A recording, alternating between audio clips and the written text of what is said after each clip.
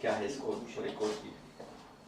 ये कोट की कहानी बहुत ही दिलचस्प है, क्योंकि कोट मेरे हिसाब से हमारी फिल्म में और शायद ज़िंदगी में भी जो रिप्रेजेंट सिंबलाइज करता है वो है डिग्निटी, इज्जत, सम्मान।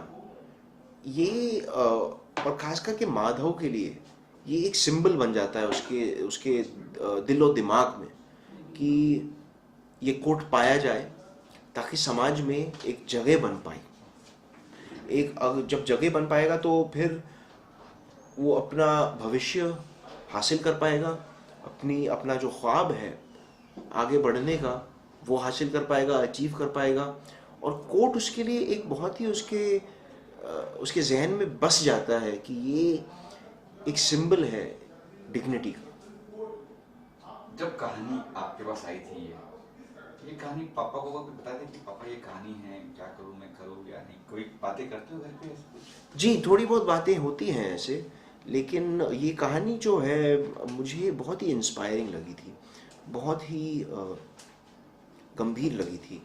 और काफ़ी कुछ इस कहानी को पढ़ते दौरान और इस किरदार में घुसते ही दौरान और इस दुनिया में घुसते हुए बहुत कुछ सीखने को मिला, सिर्फ अपने कला के बारे में नहीं बल्कि ज़िंदगी के बारे में। क्योंकि जिन जिन लोगों की परिस्थिति को हम पेश कर रहे हैं वो मेरे तजुर्बे से बहुत ही बाहर है और मेरी समझ से भी शायद बाहर है, और उसे सच्चाई और ईमानदारी से पेश करना मेरे लिए बहुत बड़ी जिम्मेदारी थी, बहुत बड़ा फ़र्ज़ था। और वो करते समय मुझे बहुत कुछ, मेरे सच्ची में आत्मा खुल गई, आंखें खुल गई, दिल और दिमाग खुल गया कि एक्टर या किसी भी तरीके के कलाकार का काम होता है अपने कल्पना से और अपने ऑब्जर्वेशन से, अपने इंसानियत से चीज़ों को प्रकाशित करना, इल्यूमिनेट करना। जो चीज़ें शायद जो परछाइयों में होते हैं, जिन लोगों की हम सोच विचार नहीं करते हैं, और ख़ास करके इस फिल्म का जो मुद्दा है, जो विषय है, वो है भेदभाव, जो एक ऐसी बीमारी है जो हमारे समाज के जड़ों जड़ों तक घुस चुकी है।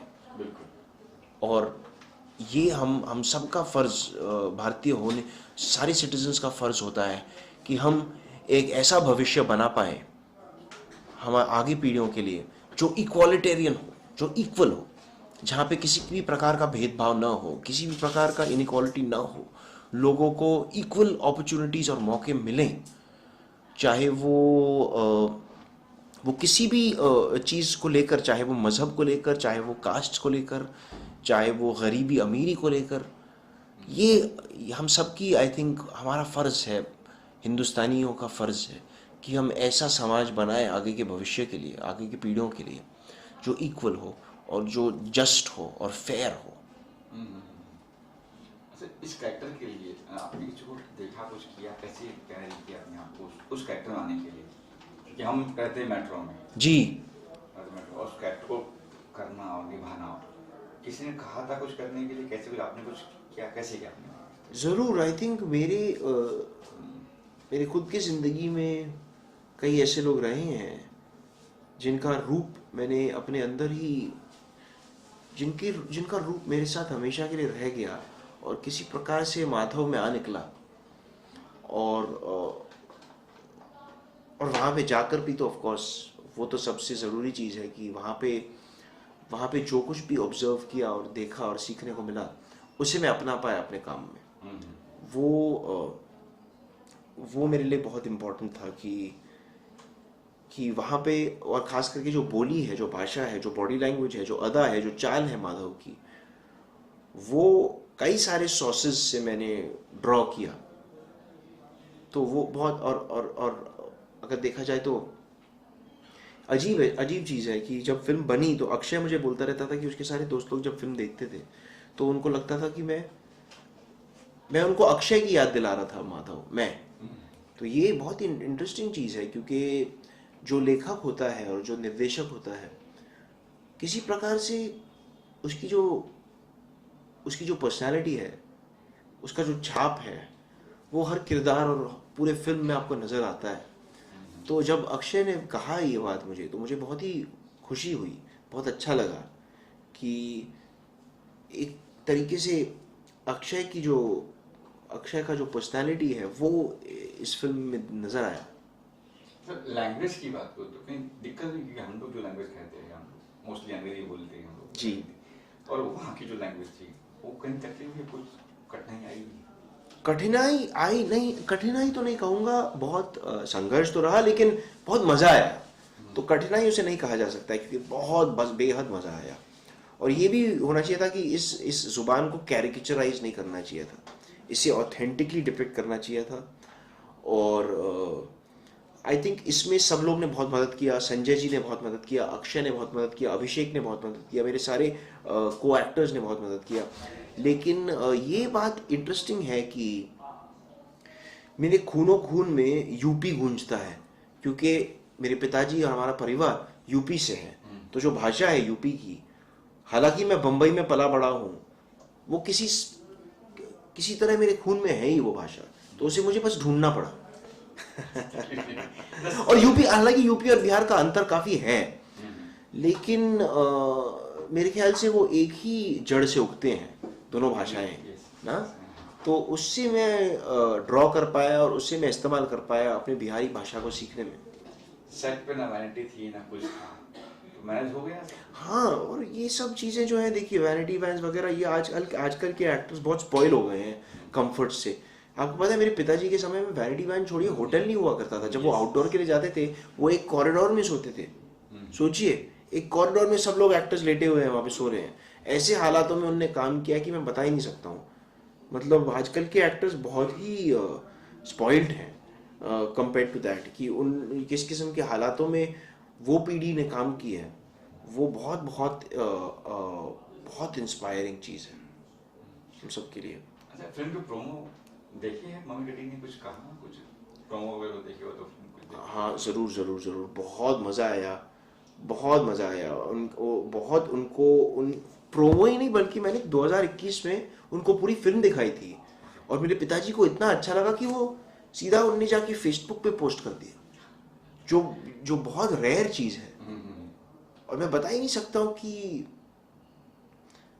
हाउ मच जो फिल्म उनको पसंद आई और मेरा काम उनको पसंद आया, वो मेरे लिए कितनी बड़ी बात है, मैं उसका बयान ही नहीं दे सकता हूँ। वो मेरे लिए कितनी बड़ी चीज़ है। और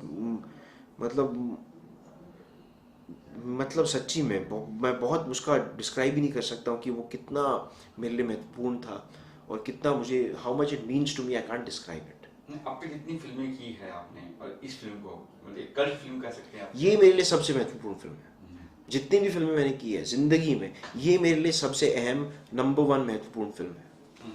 कुछ संदेश देंगे ऑडियंस को, कुछ कह रही? हाँ, ये संदेश दे पाऊंगा कि इस फिल्म में हम इंस्पायर हों, और लोग इंस्पायर हों, और लोग सीखें उससे, और अपने सपनों को पाने की थोड़ी सी ताकत मिले लोगों को, अपने भविष्य अपने हाथों में लेकर अपने जितने भी ख्वाब हैं उन्हें सच्चाई में बदलने के लिए ताकत मिले, जैसे माधव को जैसे माधव ने किया। तो वो ही बस उम्मीद और आशा है कि आपको इस दुनिया के बारे में, जो बिहार की दुनिया हमने दिखाई है, उसके बारे में सीखने को मिलेगा। और ये जो सारे विषय हैं जो फिल्म डील करती है, वो थोड़ी सी प्रकाशित की जाए, कि लोगों को थोड़ा सा समझ में हम इल्यूमिनेट करें इन विषयों को। जी 5-6 साल हो गए फिल्म को, अब रिलीज हो रही है, अब एक्साइटमेंट है? बहुत एक्साइटमेंट है। और ये भी ये 5-6 साल ऑफ कोर्स मतलब आसानी से नहीं गुजरे हैं, लेकिन आपको पता है एक बहुत ही अजीब सा मिसकोट आया मेरा। मैं आपको ये चीज़ को क्लैरिफाई करना चाहता हूँ। मैं उस दिन जब हम ट्रेलर लॉन्च पे थे, तो मैं किसी को बता रहा था, जर्नलिस्ट को, कि मुझे खुशी और महत्व मिलता है सफ़र में, अपना मंजिल में हमेशा नहीं। उनने उल्टा बोल दिया। उनने आर्टिकल में उल्टा लिख दिया कि मैं बोल रहा हूँ मंजिल सबसे ज़रूरी चीज़ होती है, सफ़र। यार कैसे होता है? मेरे को बहुत बुरा लगा। तो मैं अभी सबके लिए मैं ये क्लैरिफाई करना चाहता हूँ कि मैंने उसका उल्टा बोला था, कि सबसे ज़रूरी चीज़ सफ़र होती है, मंजिल आपके हाथों में नहीं होते, वो ऊपर वालों के हाथ में है यार। और अगर मंजिल के बारे में सोचते रहोगे तो आप पागल हो जाओगे, बहुत दुख में पड़ जाओगे। तो मैं सबको ये संदेश देना चाहता हूँ कि आप मंजिल के बारे में मत सोचो, सफर को ईमानदारी और मेहनत से समझो और सीखो और करो। सफर मेरे लिए जो जर्नी होती है वो सबसे इंपॉर्टेंट चीज होती है।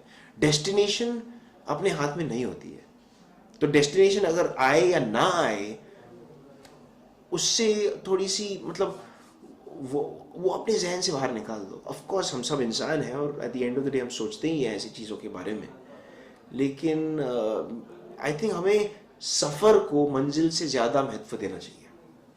आके साथ फिल्म स्टार्ट किए घर पे, परिवार में पापा मम्मी सब घर पे, तो आप लोग फ्री टाइम पे क्या करते हो?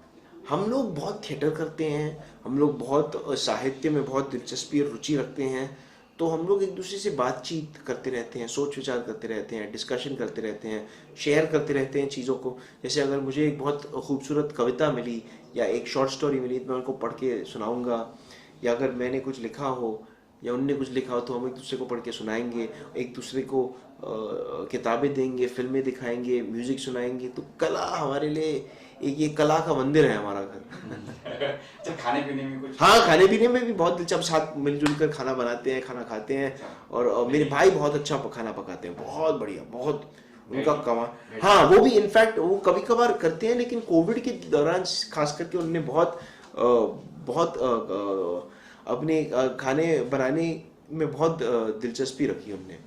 क्या खास बनाया था आपके लिए? आपने कोई डिमांड की पापा मुझे आज ये खाना है? कोविड के दौरान 2 साल का गैप बड़ा लंबा था। बहुत सारी चीज़ें, खास करके उनने मैंने एक्चुअली नॉनवेज खाना बनाना सीखा, क्योंकि मैं थोड़ा बहुत पकाना जानता हूँ लेकिन सिर्फ वेज खाना पकाना जानता हूँ।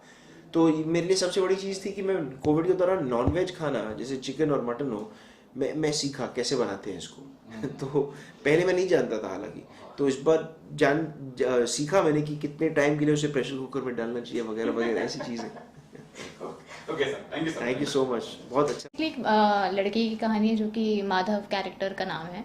उसकी जर्नी दिखाई गई है कि वो एक छोटे कास्ट से बिलोंग करते हैं जो ज़्यादा मतलब वेल बीइंग नहीं है, ज़्यादा कुछ अर्न नहीं करते हैं।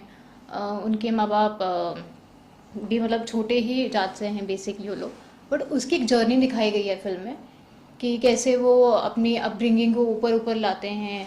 और फिर कुछ गांव में कुछ एनआरआई आते हैं तो वो एक कोर्ट देखते हैं बेसिकली, तो उनकी एक वो ड्रीम हो जाती है कि कैसे मैं उसको पालूं, तो उसके लिए वो मेहनत करते हैं।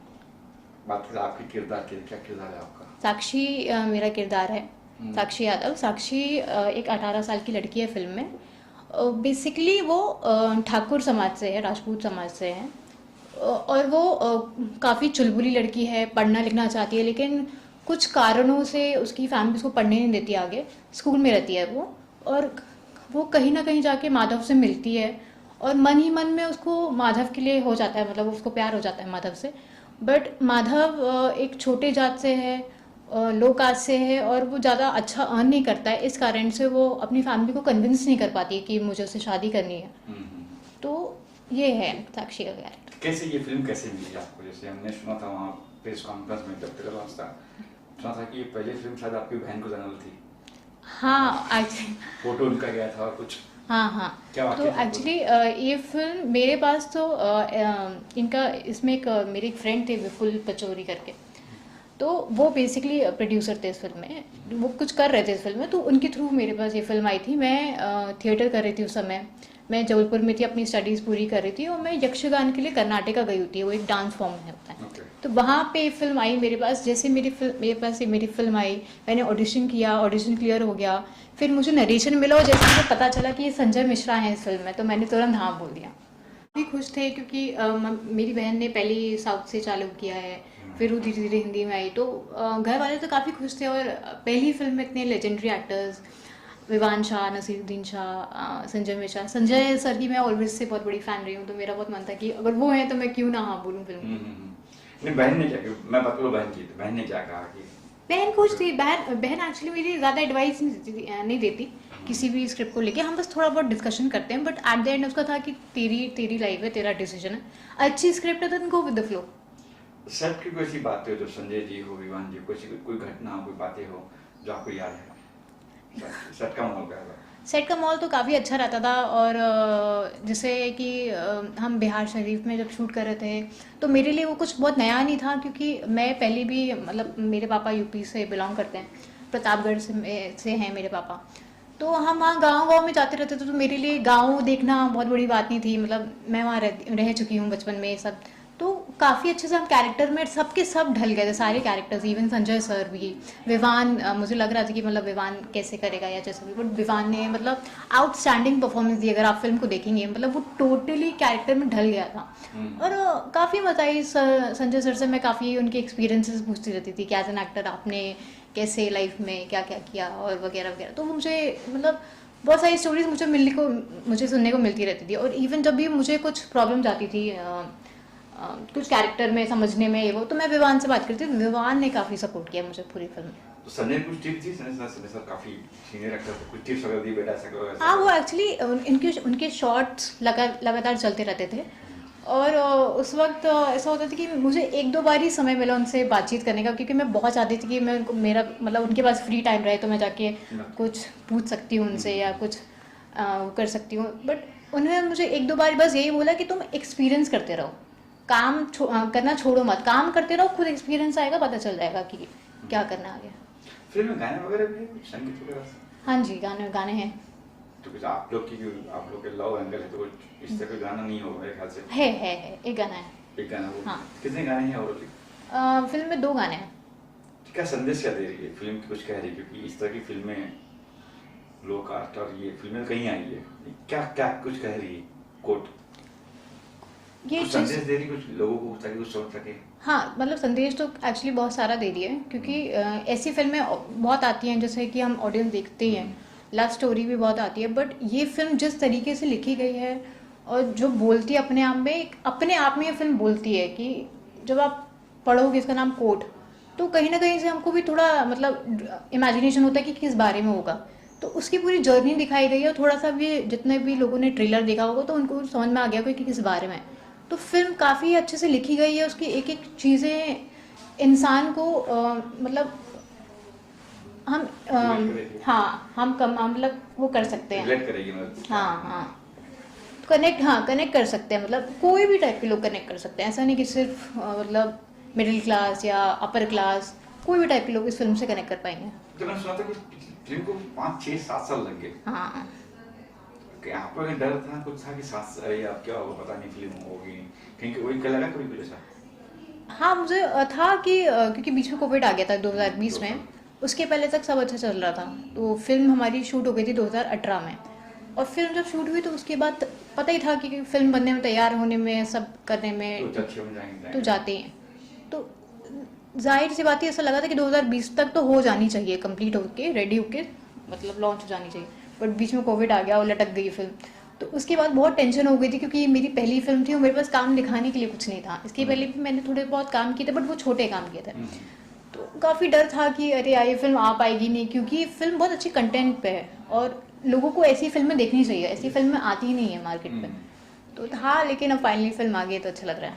तब क्या एक्साइटमेंट हो? अब एक्साइटमेंट बहुत, हाँ एक्साइटमेंट नहीं एक्साइटमेंट बहुत है। आखिर में क्या कुछ कहेंगे ऑडियंस से आप? मैं ऑडियंस से बस यही बोलूँगी कि आप प्लीज़ जिस टाइप की भी फिल्में आप लोग देखते हैं, जैसे आप मार्केट में जितनी भी फिल्में आ रही हैं वो सब भी देखिए, लेकिन इस टाइप की फिल्मों को ज़्यादा प्रमोट करिए, क्योंकि ये एक छोटे से गांव की कहानी है और बहुत ही टैलेंटेड लोगों ने बनाई है, जो कि नए ही लोग हैं, डायरेक्टर प्रोड्यूसर दोनों नए हैं, बट उन लोगों ने बहुत मन से बनाई है। तो प्लीज़ इस फिल्म को बहुत सारा प्यार दीजिए।